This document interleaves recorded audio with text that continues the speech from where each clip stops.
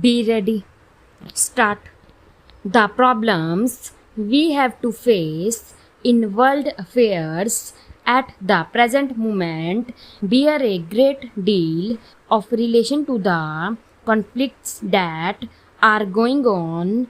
We have stated repeatedly that our foreign policy is one of keeping aloof from the big blocs of nations and being friendly to all countries and not becoming entangled in any alliances, military or other, that might drag us into any possible conflict that does not, on the other hand, involve any lack of close relationships with other countries. The House will remember that some time back I mentioned the question of India's possible relationship with the Commonwealth, and I informed the House of the broad lines of our approach to this problem, and I gathered that the House agreed to it.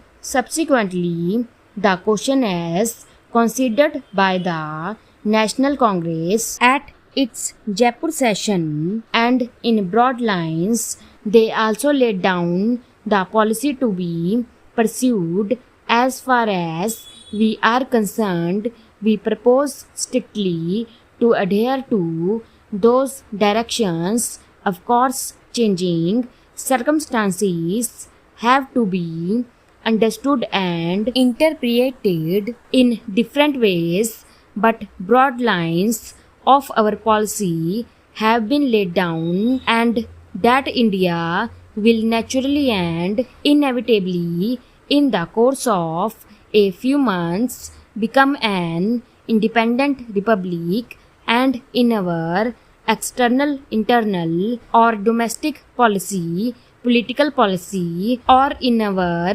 economic policy, we do not propose to accept anything that involves in the slightest degree dependence on any other authority. Subject to that, we are prepared to associate ourselves with other countries in a friendly way.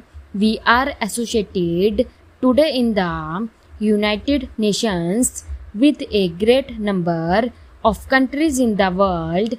Anything else that we might do will naturally have to be something that does not go against our association with the United Nations. It is only in terms of independent nations cooperating together that we can consider the problem of our association with the Commonwealth. There may be, as some people have suggested, alliances with this or that nation. Alliances usually involve military and other commitments, and they are more binding.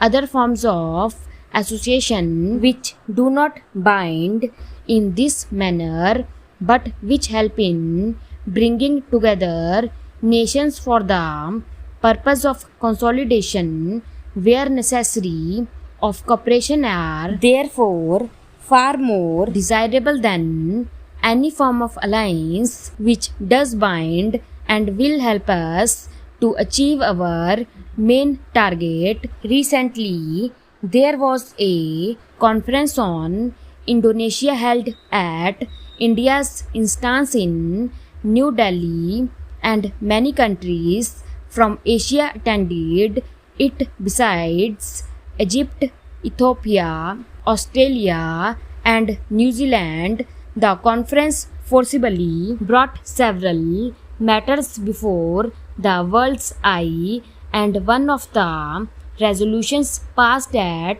that conference was that we should explore methods of close cooperation. We have pursuing that line of inquiry, and perhaps in the course of a month or two, or perhaps more, we may have some more definite results to consider possibly we might have another conference to consider the possible lines of cooperation. Again, that cooperation can only be the cooperation of independent nations without the least commitment of one to the other, but it is a fact that there are so many matters in common between us that it is helpful for us to cooperate with one another. We have not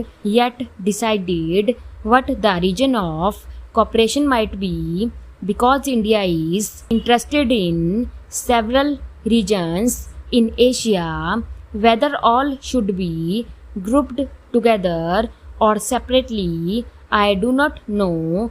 That is for us to consider together and to decide what is more feasible. But in any event, two facts have to be borne in mind. One is that whatever structure of cooperation we may build up will be entirely within the scope of the Charter of the United Nations. Secondly, there will be no binding covenant in it, and this will largely be an organization for the consultation and cooperation that naturally flow from common interests. So our policy will continue to be not only to keep aloof from power alignments but try to make friendly cooperation possible. Fortunately, we enter upon our independence as a country with no hostile background in regard to any country. We are friendly to all countries. Our hostility during the last 200 years was mainly directed towards the dominating power here, and because of India's independence, that hostility has largely vanished, though it may be survive in few people's minds. So we approach the whole world on a friendly basis, and there is no reason why we should put ourselves at a disadvantage, if I may say so, by becoming unfriendly to any group. I think that India has a vital role to play in world affairs. The various ideologies that confront the world today, the various ISMS which threaten conflict repeatedly, may have a great deal, I think, to commend themselves, but all of them have been derived, if I may say so, from the background of Europe. Well, the background of Europe and Asia is not something apart from the background of the world. Stop.